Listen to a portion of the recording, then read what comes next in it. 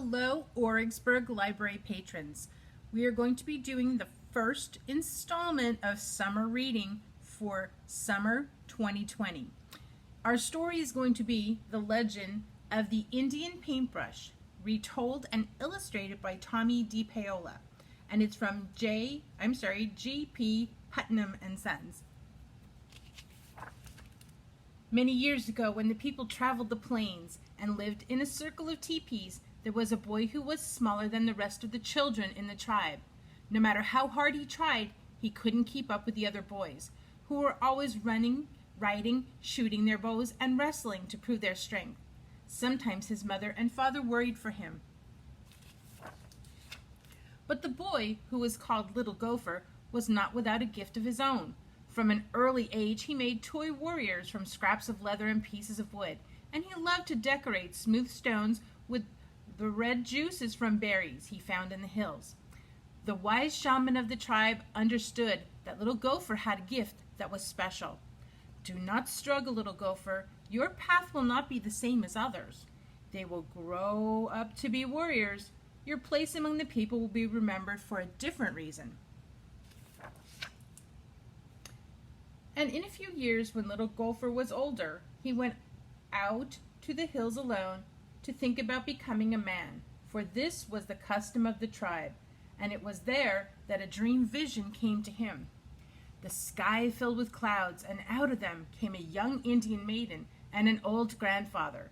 She carried a rolled-up animal skin, and he carried a brush made of fine animal hairs and pots of paint.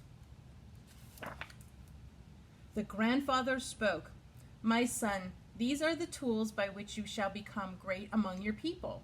You will paint pictures of the deeds of the warriors and the visions of the shaman, and the people shall see them and remember them forever."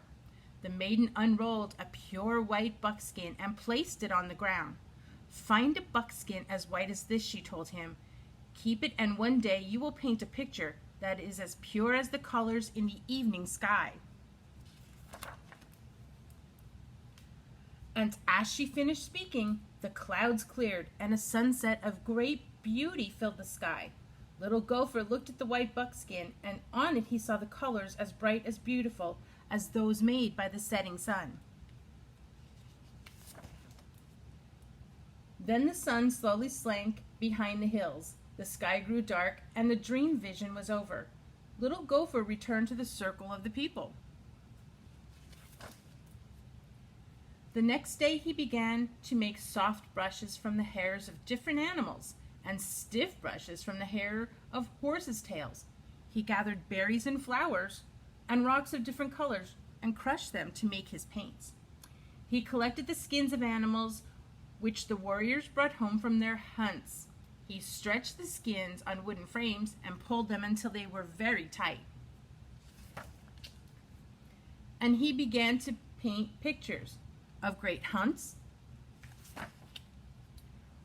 of great deeds, of great dream visions, so that the people would always remember.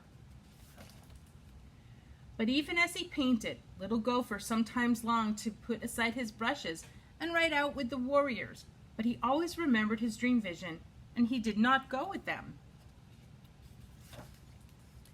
Many months ago, he had found his pure white buckskin, but it remained empty because he could not find the colors of the sunset.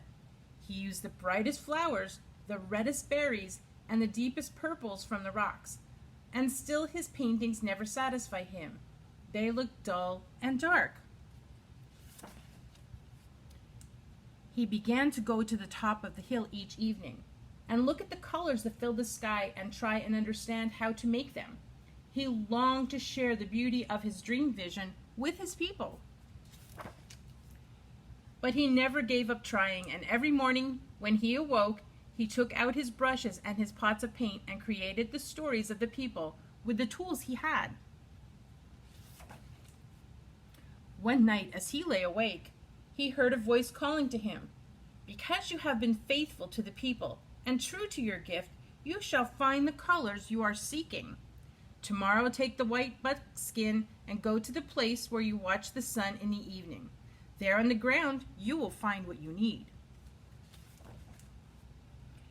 The next evening, as the sun began to go down, Little Gopher put aside his brushes and went to the top of the hill, as the colors of the sunset spread across the sky.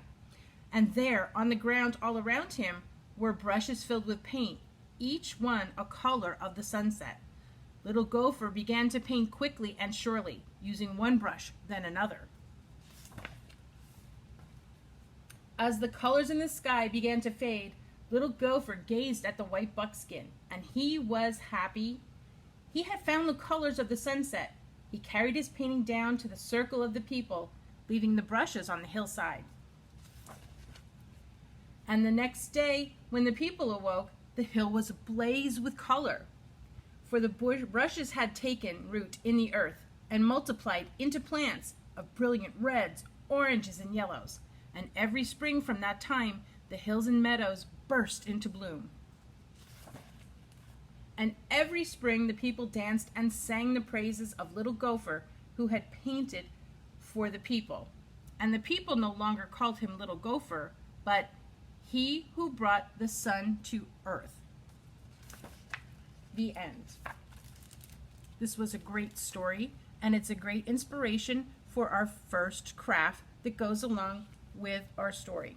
We will be giving them out as kits in the Origsburg Library. We will be open as of June 8th, and we will let people know when the kits will be available. Thank you.